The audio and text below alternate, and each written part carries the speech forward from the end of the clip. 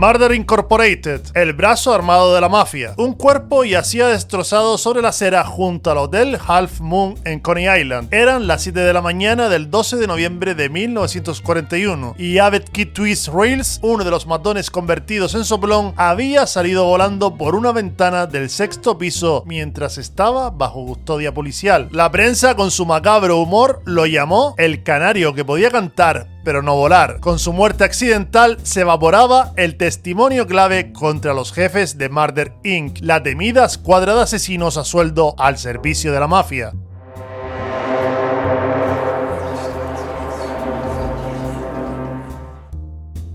Durante más de una década, este grupo de sicarios a sangre fría había operado en las sombras, eliminando testigos, rivales y traidores con una eficiencia escalofriante. Se les atribuye la asombrosa cifra de entre 400 y 1000 asesinatos por contrato, una oleada de violencia que terminó por volverse en su contra. Esta es la historia completa de Murder Incorporated, la corporación del asesinato que profesionalizó el crimen por encargo en la América de los años 30 y 40.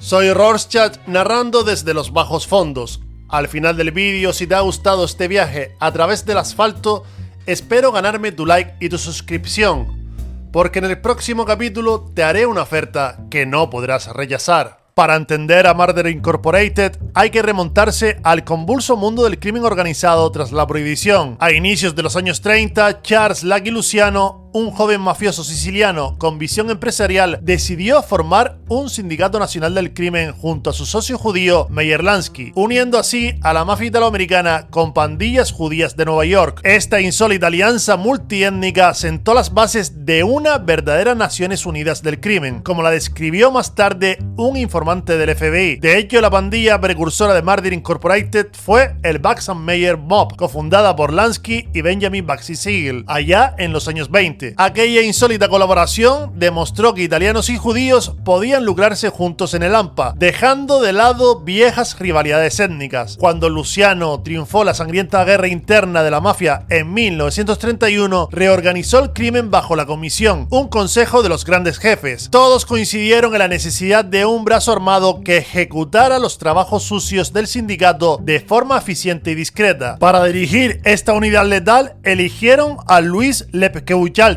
un ampón judío curtido en la extorsión sindical, y además le dieron como lugarteniente a un sicario italiano de brutal reputación, un tal Albert Anastasia, apodado El Verdugo. Junto a Lepke también estaba su socio Jacob Gurra Zafiro, un matón corpulento experto en sindicatos, y ligados al grupo original figuraban gángsters de Brownsville, Brooklyn, como Avi Reels y Martin Bugsy Goldstein. Con el tiempo, las pandillas de Reels en Brownsville y de Harry Happy Mayon en Ocean Hill se fusionaron bajo el mando de Anastasia, quien también unió fuerzas con el imperio de Buchalter en Manhattan. Había nacido así una coalición mortífera al servicio del sindicato del crimen. Aunque la prensa sensacionalista la bautizó como Murder Incorporated, o en español Asesinos S.A., sus miembros la llamaban The Combination, la combinación. El nombre refleja su origen, una amalgama de diversas bandas que operaban como un solo combinado criminal. Pese a lo que sugería su apodo tenebroso, no era exactamente una cuadrilla de asesinos a sueldo disponible para cualquiera. Murder Inc. funcionaba más bien como el escuadrón de ejecución interno de la mafia, encargado de proteger los intereses del sindicato, eliminando a soplones, deudores, morosos, competidores y enemigos de los capos. Sus servicios podían subcontratarse a jefes mafiosos de todo el país, pero siempre dentro del circuito del crimen organizado. A cambio, los matones recibían un salario fijo como retención y un pago extra de entre $1,000 y $5,000 por trabajo, además de protección para sus familias. Se trataba en efecto de un sindicato criminal, de una empresa del bajo mundo, disciplinada, altamente secreta y con alcance nacional. Lo que más sorprendía era la composición del grupo. En una era donde las mafias solían dividirse por etnias, Murder Inc. fue notoriamente heterogénea, integrada principalmente por judíos de Brooklyn y sicilianos de Manhattan, aunque algunos italoamericanos prominentes como Anastasia y Joe Adonis participaron. Realmente la columna vertebral de Murder Incorporation la formaban matones judíos curtidos en las calles de Lower East Side y Brownsville. Bill. Eran unos judíos bien duros, diría un personaje de Los Soprano décadas más tarde. Nombres como Avegit Twist Reels, Harry Pittsburgh Phil Strauss, Jacob Gurra Zafiro, Martin Baxi Goldstein, Avi Brady Levine, Luis Capone, sin relación con Al Capone, y Mandy Weiss, entre otros, infundían terror incluso entre sus propios colegas criminales. Para colmo de ironías, algunos conservaban ciertas tradiciones religiosas. Se decía, por ejemplo, que el pistolero Samuel Red Levine se negaba a realizar asesinatos el día de Sabbat, o sea, el sábado, el día sagrado para los judíos. Pero más allá de estas peculiaridades, todos compartían una misma fe: la lealtad absoluta a la combinación y la eficiencia homicida como forma de vida. Eran hombres moldeados por la calle, por la ley del más fuerte y por una época donde la violencia no era una excepción, sino una herramienta. Avegit Twist Reels era uno de los rostros más representativos del núcleo de Brooklyn. Inteligente, frío y metódico, no destacaba por su físico imponente, sino por su capacidad para planificar y ejecutar con precisión. Su reputación se construyó sobre su papel dentro de la estructura operativa de la organización, participando en varios asesinatos y ejerciendo como enlace directo entre los ejecutores y la cadena de mando. Luis Capone, mano derecha de Lepke Buchalter, proyectaba una imagen calmada y casi educada que contrastaba con su implicación en la maquinaria del asesinato. No tenía relación alguna con Al Capone, pero sí mantenía vínculos con círculos criminales fuera de Nueva York, incluyendo conexiones con el entorno de la banda púrpura de Detroit, lo cual lo convertía en una figura clave dentro de la red interestatal del crimen organizado. Mandy Weiss era uno de los hombres de máxima confianza de Buchalter.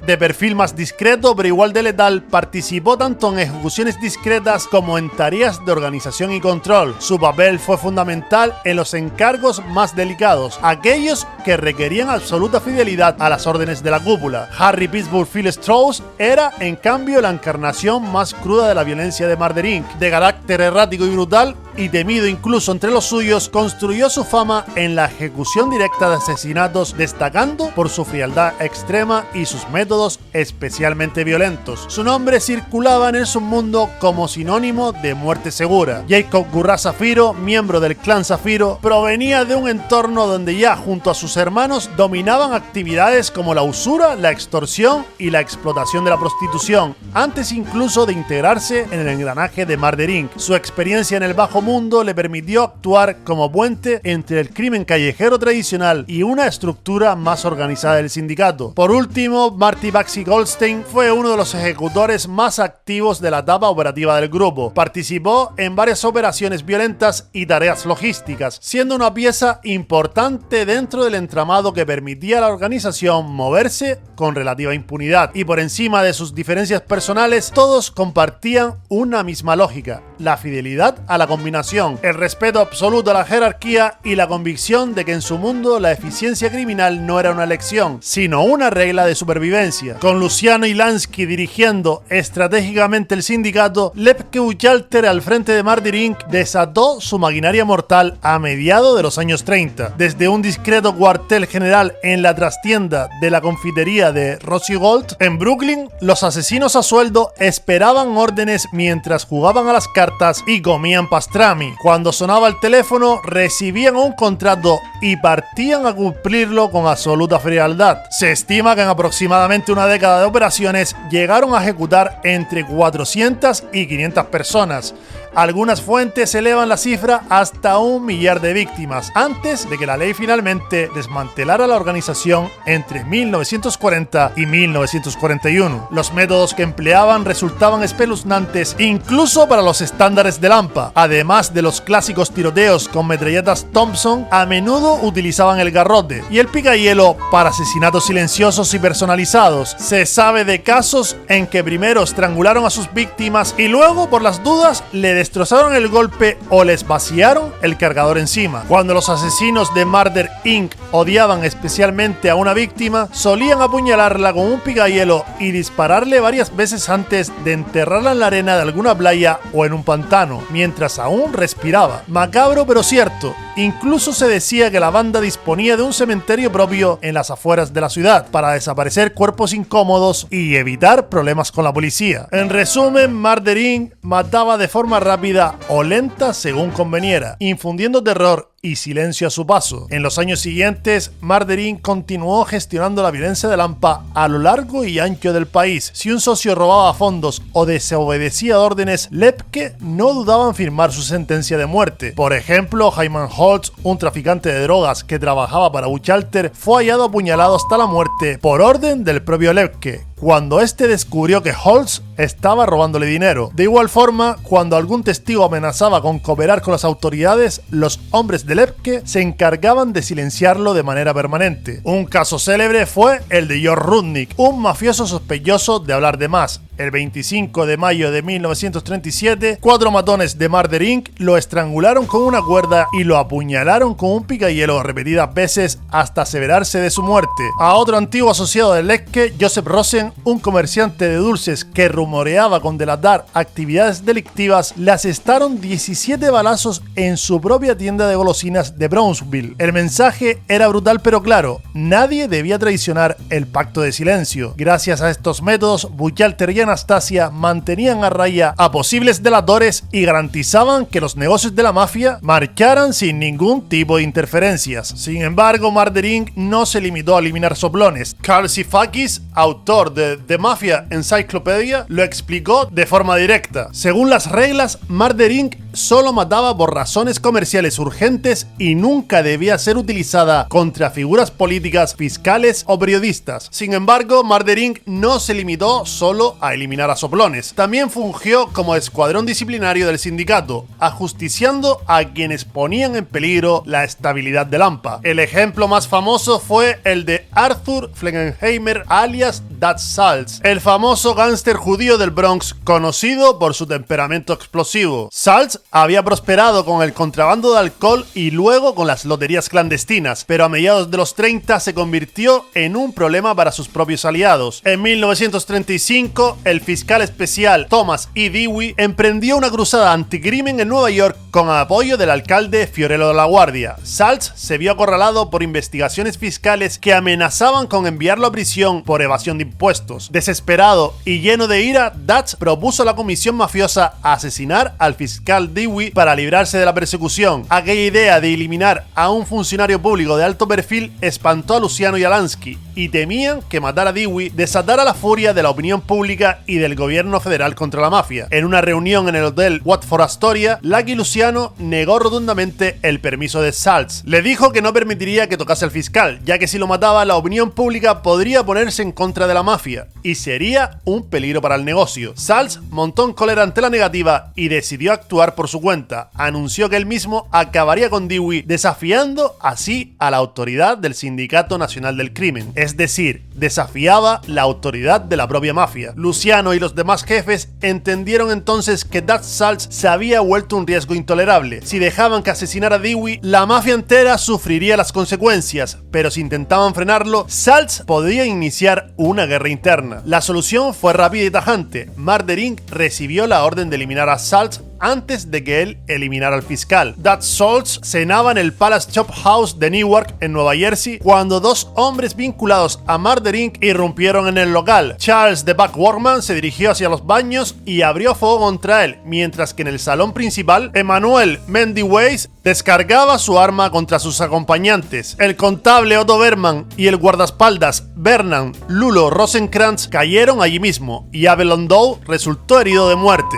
Saltz, gravemente alcanzado, fue trasladado al hospital, donde agonizó durante horas antes de fallecer, sin atreverse a delatar a sus atacantes. La ejecución, tan rápida como calculada, fue atribuida de inmediato por la prensa a los ejecutores del sindicato y envió un mensaje claro a Lampa: nadie volvería a desafiar las decisiones de la comisión. El golpe a Dutch Saltz consolidó la temible reputación de Murder Inc. a nivel nacional. En adelante, cualquier ampón que pensara salirse de la línea sabía a lo que se exponía. Mientras tanto, Lepke Buchalter expandía su imperio criminal. Sus ingresos por extorsiones industriales, control de sindicatos y otros negocios ilegales se calculaban en millones de dólares anuales a finales de los años 30. Además, se codeaba con multimillonarios y políticos corruptos y vivía rodeado de lujos. La arrogancia de Lepke creció al mismo tiempo que su fortuna. Creía poder burlar indefinidamente a la justicia comprando influencias, pero ese exceso de confianza sería su perdición. A medida que sus crímenes aumentaban, también lo hacía la presión de las autoridades. El implacable fiscal Thomas Dewey, impedido de procesar a Saltz, puso toda su atención entonces en Lepke Buchalter, el pez gordo de la combinación. A finales de los años 30, las fuerzas del orden redoblaron sus esfuerzos contra Murder Inc. y sus aliados. En 1936, Dewey logró encarcelar al mismísimo Lucky Luciano por cargos de proxenetismo, enviándolo a cumplir una larga condena en la prisión de Dannemora. Aunque Luciano siguió manejando hilos tras las rejas, su ausencia alentó a fiscales y detectives a presionar a los demás padrinos. El alcalde de La Guardia también lanzó su guerra contra los gángsters, apoyando agresivamente las redadas policiales en Nueva York. Buchalter entonces se convirtió en el objetivo número uno. Investigadores federales destaparon su red de contrabando de narcóticos, sobornos aduaneros y otros delitos graves. Acorralado por múltiples frentes como la extorsión, violaciones a la ley antimonopolio y narcotráfico, Lepke decidió esconderse en 1939, pasando a la clandestinidad junto a su fiel Albert Anastasia. La mera existencia de un poderoso mafioso fugitivo puso nerviosos a los capos del sindicato. La cacería contra Lepke atraía demasiada atención policial hacia todos ellos. Durante la persecución contra Buchalter, desde el Sindicato Nacional del Crimen se consideró que su entrega podría aliviar la presión policial sobre la organización, pero convencer al paranoico Buchalter de que se rindiera no sería tarea fácil. Para lograrlo, figuras cercanas al entorno de Lepke urdieron un engaño con el objetivo de que se entregara. Con la intermediación del mafioso de Nueva Jersey, Longy Swillman, contactaron con Moe Dimples-Wolensky, alguien en quien Buchalter confiaba, y le hicieron creer que si se presentaba ante las autoridades federales podía enfrentarse solo a cargos menores y evitar lo peor de la justicia de Nueva York. La entrega se organizó públicamente con la presencia del periodista Walter Winchell. La noche del 24 de agosto de 1939, Buchalter salió de su escondite en Manhattan y se rindió voluntariamente. Poco después quedó claro que no existía ningún acuerdo real con las autoridades. En un primer momento fue condenado a 14 años de prisión por cargos federales relacionados con narcóticos. Sin embargo, más tarde fue juzgado en Nueva York por asesinato y finalmente condenado a muerte, convirtiéndose en uno de los pocos grandes jefes del crimen organizado ejecutado en la silla eléctrica. El destino de Buchalter y el de Murder Inc. aún guardaba un giro más oscuro. Desde prisión, Lepke supo que Moe Dimples-Wolensky había jugado un papel clave en la entrega. Poco después, Wolensky fue asesinado en Brooklyn, en lo que muchos historiadores consideran una represalia ordenada desde los círculos fieles a Buchalter, pero ni siquiera eliminando al mensajero pudo frenar la avalancha judicial que se le venía encima.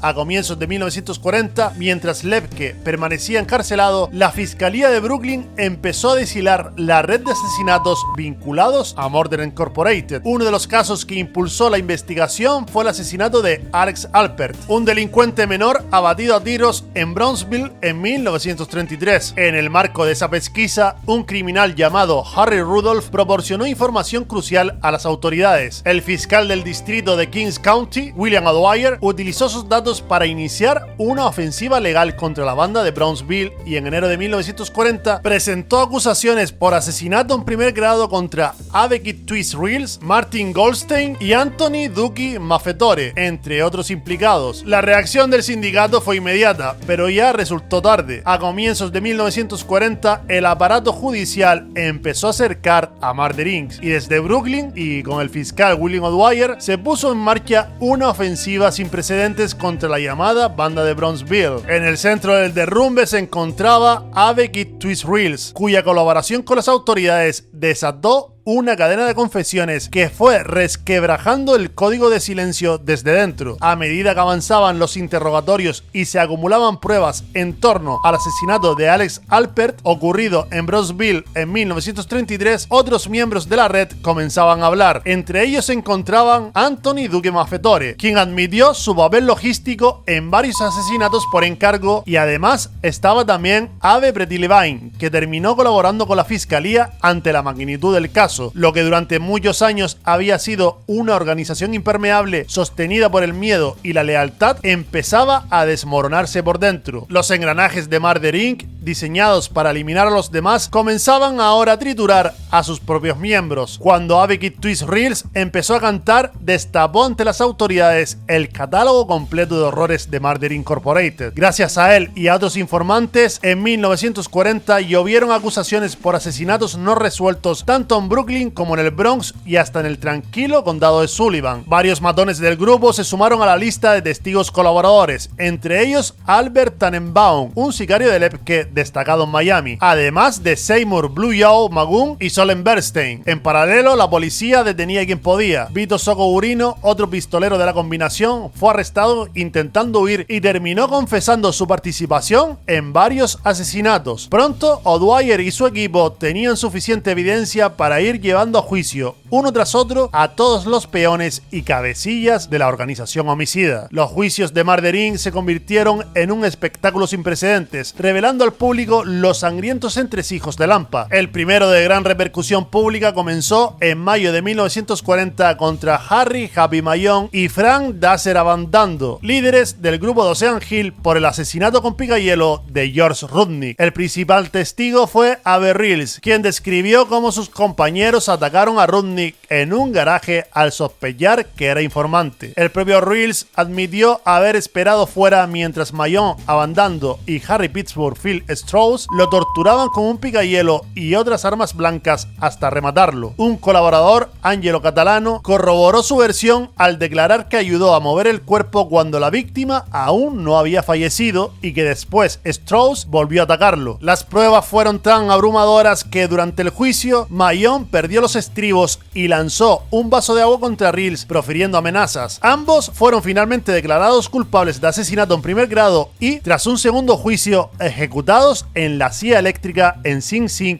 el 19 de febrero de 1942. Le siguieron los procesos contra otros asesinos del grupo. Harry Pittsburgh Phil Strauss, reconocido como uno de los sicarios más sanguinarios, ya que se le atribuían más de 100 muertes, fue juzgado junto a Martin Goldstein por el estrangulamiento de un corredor de apuestas llamado Irving Paggy Feinstein. Reels testificó que aquel crimen se cometió por orden de Albert Anastasia, pues Feinstein había faltado el respeto al jefe de Anastasia, Vincent Mangano. La madre política de Reels corroboró detalles sórdidos. Contó que Strauss y Goldstein le pidieron prestado un picahielo y cuerda la tarde del asesinato y luego oyó poner música a todo volumen mientras trabajaban en la otra habitación. Strauss fingió locura durante el juicio, llegando a morder una correa de cuero y balbucear incoherencias en el estrado. No le sirvió de nada. Ambos fueron declarados culpables y condenados a muerte en septiembre de 1940. Strauss fue electrocutado en Sing Sing el 12 de junio de 1941, llevándose con él a la tumba los secretos de docenas de asesinatos nunca esclarecidos. Entre tanto, el jefe de la red criminal, Louis Lepke Buchalter, afrontó por fin su juicio estatal por asesinato en primer grado, a pesar de que ya cumplía condena federal en Leavenworth. Las autoridades de Nueva York lograron que compareciera junto a dos de sus principales lugartenientes, Emmanuel Mendy Weiss y Luis Capone. El caso elegido fue el asesinato de Joseph Rosen, un transportista de Brooklyn ejecutado en 1936 por orden de Buchalter para silenciarlo como posible testigo. A finales de 1941, los tres fueron declarados culpables de asesinato en primer grado. Buchalter agotó sucesivas apelaciones, incluida una revisión ante la Corte Suprema en 1943, pero las condenas fueron confirmadas. Finalmente, tras resolver su situación jurídica entre jurisdicciones federal y estatal, Louis Lepke Buchalter fue enviado a la silla eléctrica en Sing Sing el 4 de marzo de 1944 junto a Weiss y Capone. Se convirtió así en uno de los pocos líderes de alto nivel del crimen organizado en Estados Unidos ejecutados por el Estado. La corporación del asesinato había recibido su golpe definitivo. Para 1942, la mayoría de los asesinos a sueldo de Murder Inc. habían sido electrocutados, encarcelados de por vida o eliminados. Paradójicamente, el principal impulsor operativo de la banda, Albert Anastasia, logró eludir la justicia. Durante los juicios, permaneció en Nueva York y observó desde las sombras cómo sus antiguos compañeros caían uno a uno. Anastasia jamás fue acusado formalmente por los crímenes de Murder Inc., en gran medida porque el testigo clave en su contra, Abe Reels, el canario, murió antes de poder implicarlo ante un jurado. Algunos sospechan que la mano larga de Anastasia estuvo involucrado en la caída misteriosa de Reels por la ventana del Hotel Half Moon, sobornando a policías para silenciarlo. Nunca se probó, pero lo cierto es que con Reels muerto, Anastasia quedó fuera del alcance de la ley. Aprovechando el vacío de poder tras la caída de Lepke, Albert Anastasia regresó a la familia Mangano, parte del sindicato, y rápidamente ascendió. En 1941, tras años de tensiones internas, Anastasia hizo asesinar a su propio jefe Vincent Mangano y tomó el control de la organización, convirtiéndose en el nuevo padrino de una de las 5 familias de Nueva York. Era la cúspide irónica para el hombre que había sido el verdugo en jefe de Murder Incorporated. Ahora reinaba abiertamente como don, aunque su obsesión por la violencia seguía intacta. Pero el ciclo de sangre aún no concluía. El 25 de octubre de 1957, Anastasia, que estaba envuelto en la guerra abierta entre Frank Costello y Vito Genovese, fue emboscado por sicarios de Vito mientras se sentaba a retosar en la barbería del Hotel Park Sheraton de Manhattan. Recibió varios disparos a quemarropa y murió casi al instante ante la mirada atónita del barbero. La ejecución fue rápida, limpia y profesional, tanto que los cronistas del crimen comentaron que el propio Albert Anastasia habría aprobado la eficiencia del golpe, tan similar a las de sus propios asesinatos. Con su violento fin se cerraba el último capítulo de la leyenda negra de Murder Incorporated. En poco más de una década, Murder Incorporated pasó a ser la herramienta predilecta del crimen organizado mafioso, a un símbolo infame de sus excesos. Su desmantelamiento supuso un duro golpe para la mafia estadounidense, revelando al público y a las autoridades la existencia de una red de asesinatos sistemáticos mucho más allá de ajustes de cuentas aislados. Si bien la mafia continuó operando en las décadas siguientes, nunca volvió a existir una empresa de asesinatos tan centralizada y letal como la que dirigieron Lepke Buchalter y Albert Anastasia. Los juicios de Murder Inc. sentaron precedentes legales, ya que varios informantes fueron pioneros en derribar la omertá, el viejo código de silencio siciliano, catapultando así la carrera de fiscales como William O'Dwyer, quien terminaría siendo alcalde de Nueva York. Hoy la historia de Murder Inc. pervive como un oscuro relato de la crueldad y la ambición desmedida en el submundo. Sus protagonistas, con apodos pintorescos y expedientes manchados de sangre, se han inmortalizado en libros, películas e incluso hasta un cómic. Sin embargo, más allá del folclore criminal, la lección que dejó esta corporación del asesinato es sencilla y aterradora. Cuando el afán de lucro y poder se mezclan con la falta total de escrúpulos, la violencia se industrializa. Murder Incorporated llevó esa lógica al extremo, convirtiendo el homicidio en un negocio rentable hasta que la justicia, ayudada por tradiciones internas, finalmente le puso fin. Es la historia de cómo unos hombres decidieron jugar a ser ejecutores omnipotentes y cómo al final todos ellos encontraron también su día del juicio, ya sea en una corte o en una fría camilla del depósito de cadáveres.